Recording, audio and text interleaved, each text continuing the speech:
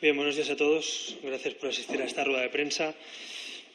En primer lugar, me gustaría, lógicamente, hacer un balance de las últimas 24 horas, porque la situación es excepcional en Cataluña. Ayer vimos a un Estado contra las cuerdas por el desgobierno de Sánchez, con un gobierno que ni está ni se le espera. Un gobierno que no abrió la boca, y el único que abrió la boca, mejor que no lo hubiera abierto, que era el señor Ábalos, diciendo que todo lo que pasaba ayer era asumible. Un gobierno volcado, según el señor Sánchez en su tuit, en modo electoral, como decía en su tuit, pero ausente de un lugar de España donde ayer se convirtió Cataluña en un territorio sin ley. Un territorio donde los radicales camparon a sus anchas, donde los encapuchados asaltaron edificios públicos, donde se retiraron símbolos oficiales, donde se cortaron estaciones principales de tren, donde se cortaron autopistas, donde se amenazó y se agredió a periodistas, donde, en definitiva, campaba a sus anchas el radicalismo y la ley del más fuerte. Y, por tanto, lo primero que quiero pedir y que nos concienciemos todos es que el Estado tiene que estar presente en Cataluña. Si el Estado está ausente y contra las cuerdas en Cataluña, vencen los que quieren liquidar al Estado. Y el Estado tiene que estar presente empezando por su gobierno. Estamos a 2 de octubre, 1:30 de la tarde, y el señor Sánchez todavía no ha aparecido. El señor Sánchez todavía no ha hecho una comparecencia pública, ni ha dicho que va a comparecer en el Congreso, ni se ha comprometido a ese pleno para hablar de Cataluña en el Congreso. Y yo quiero también lanzar un mensaje a esos millones de catalanes que ayer sufrieron, tuvieron miedo, se indignaron, se cabrearon y que muchos de ellos están hartos de que el Estado no les ampare. De imágenes que vimos ayer de familias llevando a sus hijos al colegio bloqueados en las carreteras, de escuelas donde no había escuela, de transportistas que no podían hacer su trabajo, de personas que no podían ir a trabajar porque estaba cortada la vía del tren, de funcionarios acorralados por la entrada de los radicales en una delegación del Gobierno para quitar una bandera de España, ¿no? Y eso no me lo imagino en Francia, ni me lo imagino en Estados Unidos, ni me lo imagino en Alemania. Lamentablemente está sucediendo en España, en Cataluña, en mi tierra. Así que quiero darle apoyo, ánimo, aliento a esos millones de catalanes que muchas veces de manera silenciosa sufren el nacionalismo, sufren el acoso separatista. Mi apoyo a las fuerzas y cuerpos de seguridad del Estado, a todos. Deseo una pronta recuperación a los 32 Mossos d'Esquadra agredidos y también deseo una pronta detención de alguien. Lo digo porque no ha habido una sola detención con todo lo que vimos ayer. ¿Les parece normal que con la que liaron ayer los radicales no haya una sola detención? Cuando hay imágenes agrediendo a periodistas, donde hay personas, funcionarios, acorralados por los radicales, donde se han cortado a cara descubierta vías del tren y carreteras, ni una sola detención. Esto es el síntoma de un Estado contra las cuerdas y de gente honrada, de gente sensata, acorralada, amenazada, incluso agredida ante esta situación. Así que yo lo que pido al Gobierno de España es que aparezca de nuevo, donde esté, donde quiera que esté, que aparezca y que defienda la Constitución. El señor Sánchez hoy ponía un tuit, que es lo único que hemos visto, como si fuera un comentarista. Y con todos los respetos, el señor Sánchez, hasta que convoque elecciones, es el presidente del Gobierno de España y no es un comentarista simplemente. Tiene que actuar, tiene la obligación de defender y hacer cumplir la Constitución. Por eso, después de ver las declaraciones del señor Torra ayer, después de ver la ausencia del señor Sánchez, creo que estamos ante un desgobierno, creo que estamos ante una ausencia del Estado, en una parte del Estado, que es España, que es Cataluña.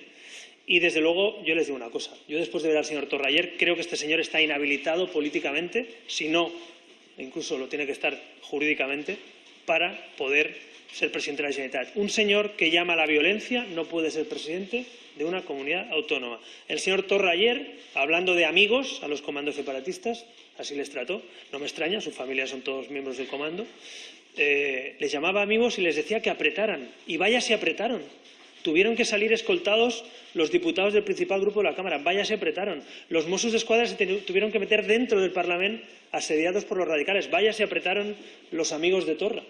Yo les digo una cosa, Torra no es el aliado de un Gobierno de España, no puede seguir siéndolo. Tiene que romper inmediatamente Sánchez su acuerdo con Torra, que le deje de pasar la mano por el lomo al radical que quiere romper nuestro país y que vuelva a la senda del constitucionalismo, que es donde nunca debería haber salido, a la senda del acuerdo, del consenso y de los acuerdos para aplicar la Constitución en Cataluña.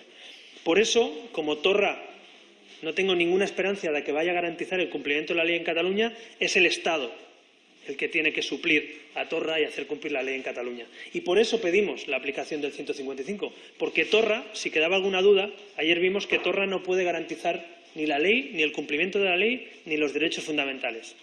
El conseller de Interior dijo el otro día, una afirmación muy grave, que si por él fuera, los miembros de la Policía o la Guardia Civil no se manifestarían por Cataluña.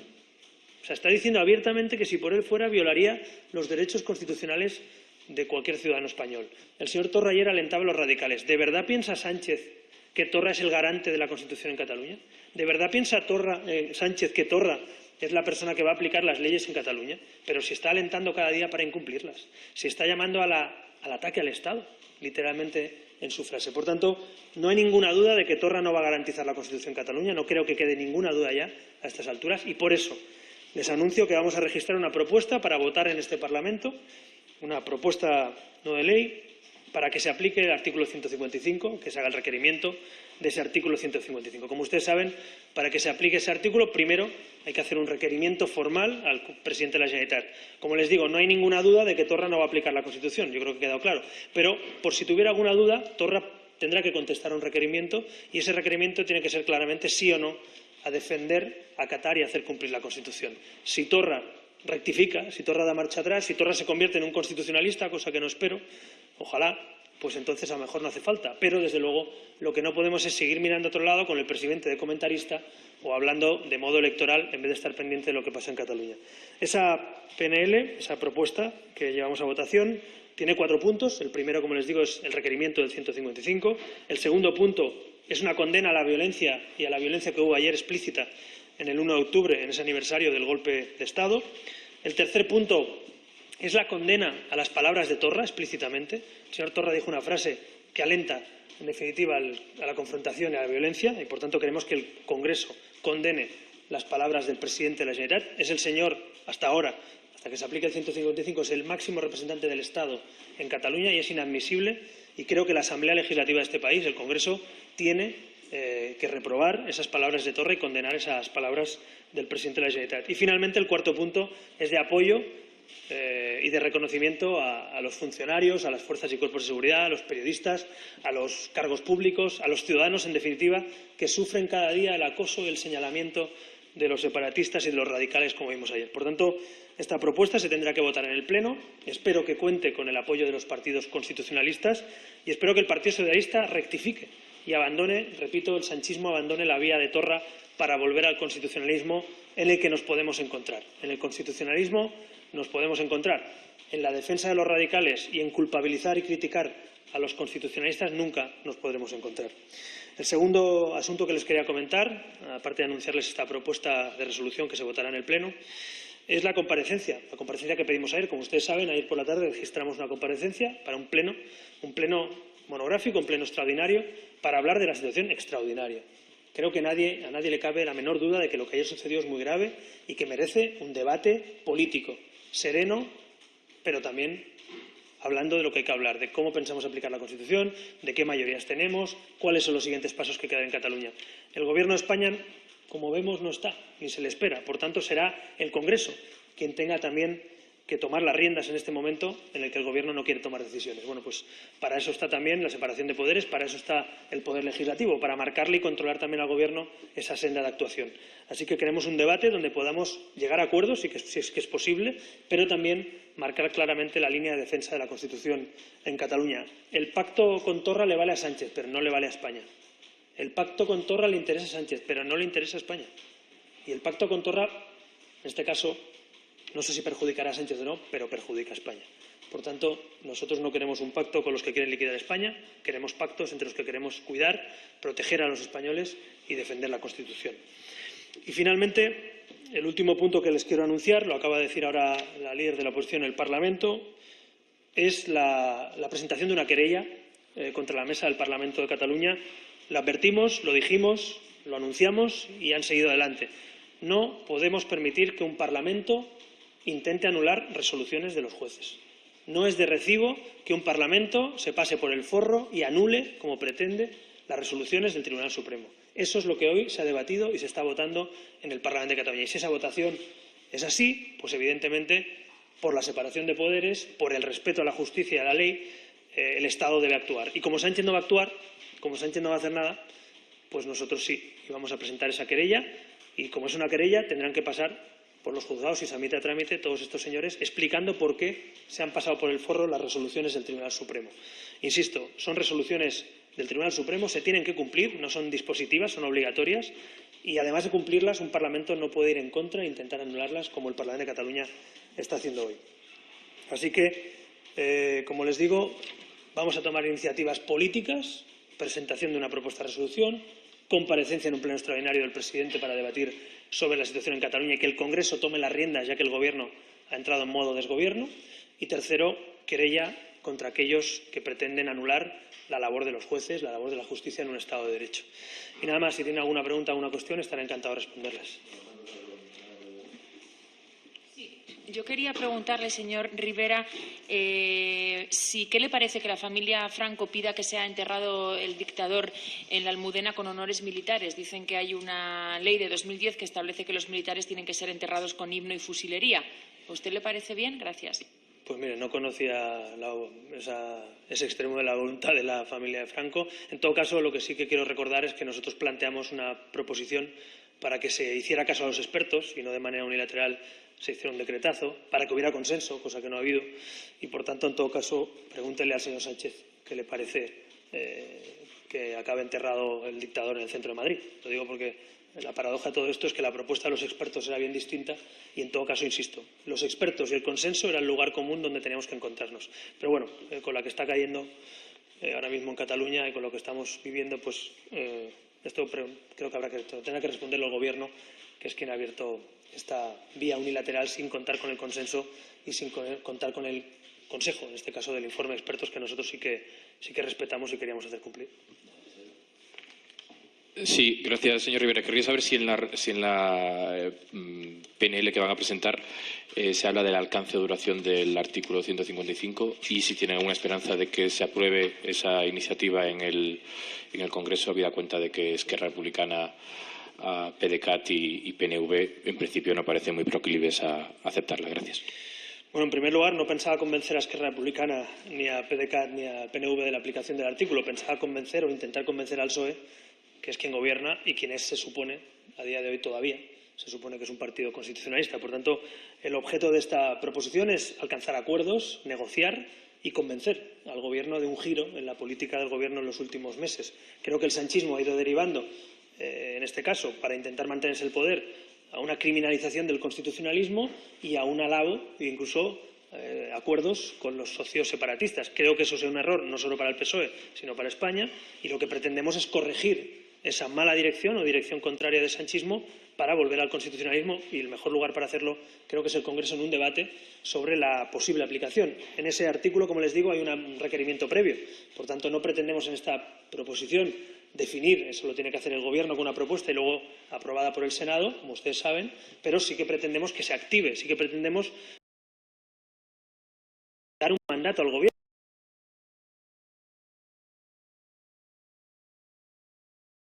Es decir, que la Asamblea Legislativa le diga al Gobierno: empiece usted a activarlo, haga usted el requerimiento formal. Recuerdo que el requerimiento puede tener como respuesta sí o no.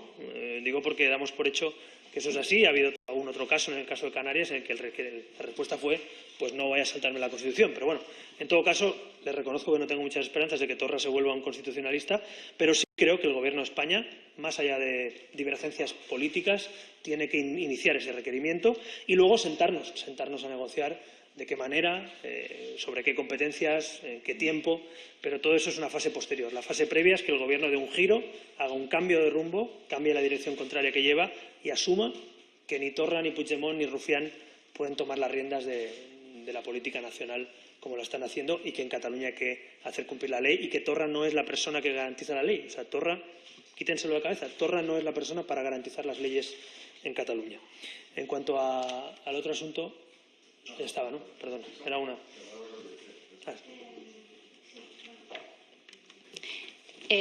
Bueno, acaba de explicar que el objeto de esta proposición no de ley es marcar el camino al Gobierno, porque es solo el Gobierno el que tiene la competencia para activar el 155. Entiendo que esa es su intención.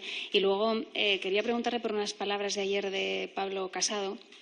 En el foro ABC le sugiere a usted que vuelva a ocupar el espacio de centro-izquierda, el espacio fundacional, dijo, de Ciudadanos, para dejar al PP la hegemonía en el centro-derecha. ¿Qué le parecen estas palabras? Gracias.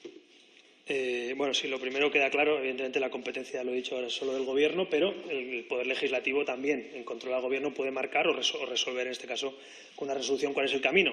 El objetivo, repito, es intentar convencer al PSOE de dar un cambio, un giro, una política que me parece, sinceramente, que después de lo de ayer hay un antes y un después, y creo que hay muchos socialistas preocupados también, me consta, por la situación, no solo de Ciudadanos o del PP, hay muchos constitucionalistas preocupados por esa deriva y viendo a Sánchez que no hace nada, que no cambia el ritmo, que no mueve ficha y que además está ausente, ¿no? En cuanto a esa, no sé cómo calificarla, esa idea, por decirlo así, de Pablo Casado, en fin, yo creo que en la política los votantes votan a quien les apetece y, en fin, esto no es como repartirse la cama en lados de la cama, esto simplemente en política pues que cada uno vota a quien le apetezca y no quiero entrar a calificar la idea. En todo caso, insisto que Ciudadanos está donde está, es un partido liberal, progresista, en el centro político, en la familia liberal europea, y creo que ahí hay mucha gente. Otra cosa es que a otros les preocupe o no que haya demasiada gente o cada vez más gente, ¿no? Pero bueno, en todo caso voy a ser prudente.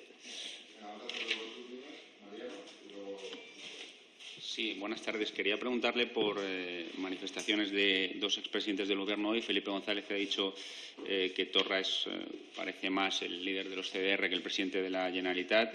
Una valoración y si cree que el presidente Sánchez debería tenerlas en cuenta. Y unas palabras también de José María Aznar en una entrevista en el radio diciendo que alguien tendrá que decir en este país hasta aquí hemos llegado, no podemos estar en un golpe de Estado permanente y que el Gobierno no haga nada. Sobre eso y, en concreto, que también se ha referido el presidente Aznar a la cuestión que esbozaba ayer Casado sobre la posible ilegalización de partidos que alienten actos violentos como los de ayer. Gracias.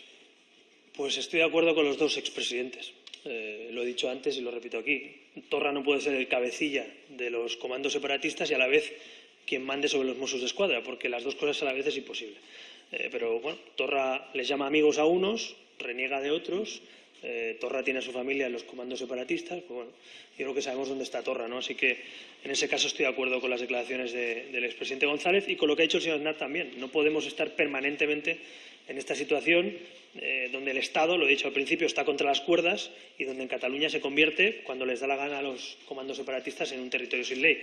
Así que me parece que lo que han dicho tiene bastante sentido y lo comparto. En cuanto a la fórmula que nosotros hemos propuesto, y la reitero aquí, lo presentamos el sábado también en ese decálogo de reformas, nosotros somos partidarios de una reforma democrática, de una reforma electoral en la que hay un corte del 3%, precisamente para que los partidos separatistas no condicionen, como estamos viendo en estos momentos, absolutamente todas las decisiones de la política nacional. No puede ser que los votos, respetando los votos, pero sabiendo también lo que representan a nivel nacional, que tan pocos votos marquen la política nacional contra los intereses del Estado. Y eso otros países lo han resuelto con un 5% de corte, el caso de Alemania, otros con un 4%, otros con un 3%, el Parlamento Europeo propone entre un 2 y un 5%, y a mí me parece que esa medida es absolutamente necesaria, porque la tienen casi todos los países de Europa y el Parlamento Europeo nos ha dado un mandato, además, para que esté vigente en estas no las siguientes elecciones europeas. Así que esa es la medida de Ciudadanos, respetando las ideas de los demás. Y luego quiero hacer un recordatorio también. ¿Dónde estaba el bipartidismo cuando pactaba con los nacionalistas y no le parecía mal lo que decían o hacían? Cuando aquí propusimos retirar los sueldos a los diputados separatistas que no venían a los plenos, no nos apoyaron, quiero recordar. Y era por trabajar, que no trabajaban. Entonces, yo creo que también sería bueno que el bipartidismo reconociera el error de los últimos 40 años de pactar permanentemente con los independentistas o hacer concesiones y a partir de ahí que nos sentemos a hablar del sistema electoral, de cómo funciona el dinero público de los partidos, de quién decide si un partido cumple o no la ley. Todo eso estoy de acuerdo. Pero, insisto, tiene que haber una enmienda a lo que se ha hecho hasta ahora. Y, desde luego, el Partido Popular, con sus pactos con los nacionalistas hasta antes de ayer, y con el Partido Socialista, hoy pactando con ellos, seguramente tendrían que hacer también una reflexión autocrítica de por qué hemos llegado hasta aquí. Gracias. Buenos días. Yo, por insistir un poco en esta idea de Casado que lanzó ayer, le preguntaría una vez más dónde se sentiría más cómodo, dónde se siente usted más cómodo, si en el lado centro-derecha de la cama o en el lado centro-izquierda. Y luego, sobre la PNL que registran, ¿estaría Ciudadanos dispuesto a una negociación por puntos? Se lo digo porque la última vez con el tema del juez de Arena creo que ahí fueron inflexibles y negociaron, o sea, no permitieron una negociación por puntos, y si no teme que, bueno, pues que el punto 155 evite un consenso en el resto que quizás sea más factible y se visualice en el Parlamento una vez más la ruptura de los constitucionalistas sobre Cataluña. Sí.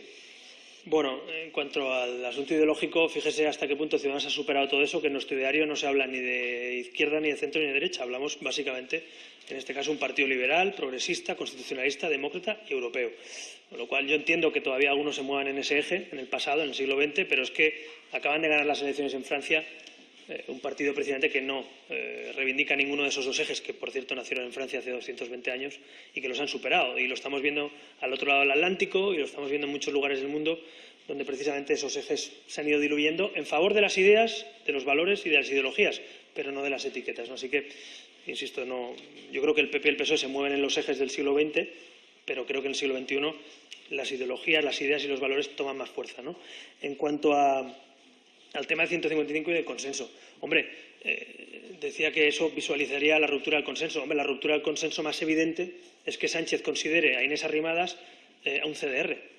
Eso lo ha dicho el Partido Socialista. ¿De verdad el Partido Socialista considera, como ha dicho, que Inés Arrimadas es un comando separatista? Cuando tuvo que salir mi equipo y mi grupo, nuestro grupo ayer, salía escoltado por las amenazas de los comandos separatistas.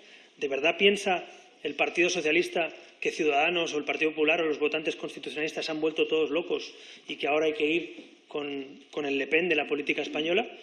Yo sigo pensando que es el Le Pen de la política española. No sé si Sánchez piensa que es Churchill, pero yo pienso que es el Le Pen de la política española. Lo digo porque no eres Le Pen o Churchill en función de si te interesa sacar una ley o no. Sigues siendo Le Pen.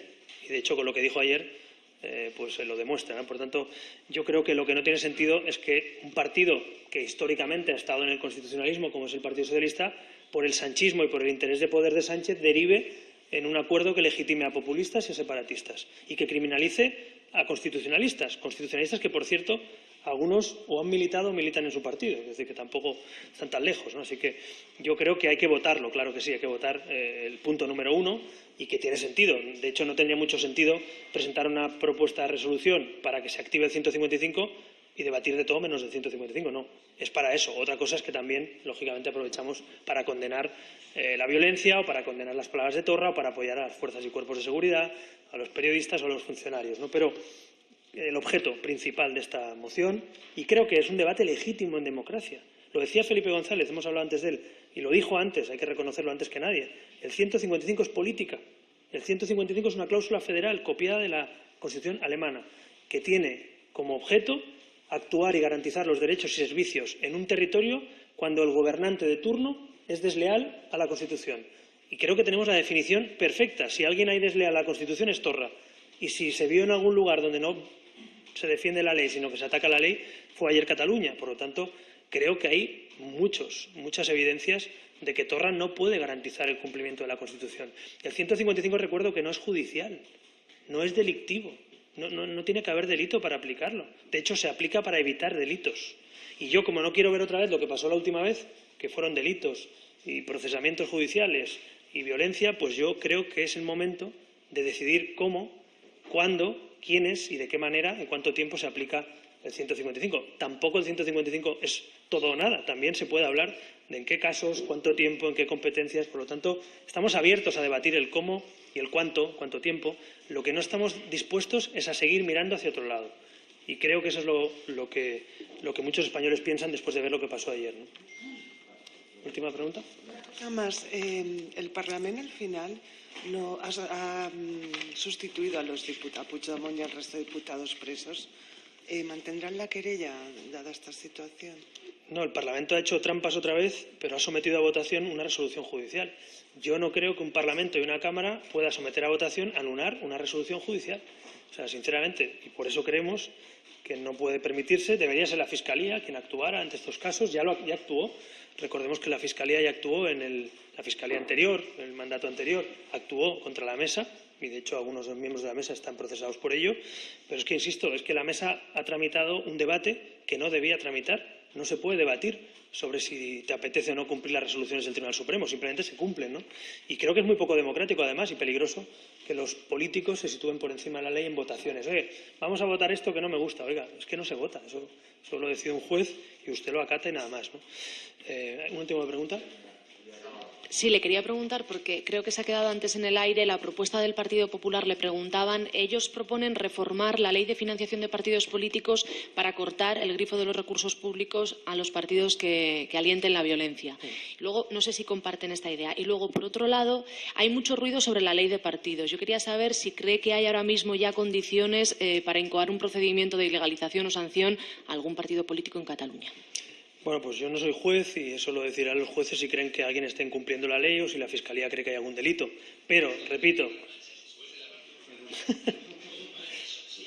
un anuncio de ropa, de lavar tu ropa. Volviendo, voy a intentar ponerme serio. No, la pregunta era sobre la aplicación de las leyes. Nosotros creemos que tenemos un mecanismo mucho más eficaz y además incuestionable democráticamente. El Parlamento Europeo, repito, nos ha dado un mandato a los países, Estados miembros, de aplicar el corte electoral entre el 2 y el 5%. Cada país tiene que decidir si es el 2, el 3, el 4 o el 5. Ciudadanos, aprovechando ese debate europeo y lo que hacen otros países, quiere precisamente que los partidos separatistas no tengan la llave, como la tienen hoy, de toda la política nacional. Hoy Sánchez seguramente está ausente porque si se enfada Torra le quita las llaves de la Moncloa y el helicóptero. Y no podemos depender de que Torra se enfade y le quite las llaves de la Moncloa a un presidente. Yo creo que hay que ir a las urnas, pero en todo caso eso no puede ser. Por lo tanto, esa es nuestra propuesta. Creo que es inequívocamente democrática, creo que la han aplicado muchos países de Europa y creo que ni siquiera genera un debate jurídico no sobre ello. A partir de ahí he escuchado otras ideas, la que decía ayer Pablo Casado, que no se la había escuchado, se la había escuchado una vez como militante en campaña, pero nunca se la escuché, ni el PP la hizo con mayoría absoluta. Pero bueno, en todo caso, si el PP y el PSOE están dispuestos a rectificar, insisto, bienvenidos a los que creemos que hay que decir basta a este dominio de la política nacional por parte de los que quieren liquidar el Estado. Lo único que pido es coherencia y pido también enmienda a lo que han hecho hasta ahora, porque el Partido Popular y el Partido Socialista hasta el día de hoy, hasta antes de ayer, han estado gobernando con esos mismos partidos. Y Artur Mas y Puigdemont las han dicho muy gordas, ¿eh? Y quiero decir, nunca he visto a estos partidos decir cosas como esta. En todo caso, si eso es un cambio de criterio del PP, si es un bandazo a un cambio de criterio y sirve para poner y buscar acuerdos en la aplicación de la ley electoral o cómo se tienen o no que dar las subvenciones o si tienen que cobrar sueldos los diputados que se ausentan de la Cámara, insisto, no nos apoyaron. Entonces, yo diría que hay que hacer un debate global de cómo el nacionalismo ha aprovechado los resortes del Estado para poder ir contra el Estado. Eso sí, de hecho, por eso quiero que se aplique el 155. Por tanto, resumiendo, en el corto plazo, 155, ¿cómo? ¿De qué manera? ¿Sobre qué competencias y cuánto tiempo? En el medio plazo hay un debate sobre el sistema electoral bloqueado por el PP y el PSOE, que no quieren que haya un corte del 3%, no quieren, y yo sí que quiero, y quiero que se abra ese debate. Y si el PP está dispuesto y el PSOE a abrir ese debate, podremos abrir otros debates sobre qué dice la ley de partidos, cómo se subvencionan los partidos, quién cobra sueldos y si tienen o que asistir a los plenos o si tienen que mostrar símbolos o no los tienen que mostrar. Pero, insisto, este es un debate serio de modelo de país y deberíamos poder decir lo mismo durante un tiempo y no cambiar de criterio cada 4 días y deberíamos poder mantener un criterio con un sentido, que es que los partidos constitucionalistas lleguemos a acuerdos para cambios legislativos. Yo he propuesto uno, que es el sistema electoral. Si el Partido Popular o el PP quieren proponer algún otro, estoy dispuesto a hablar de todo, pero de todo, porque no vale decir que la ley electoral no se cambia y luego hablar solo de esto cuando te interesa.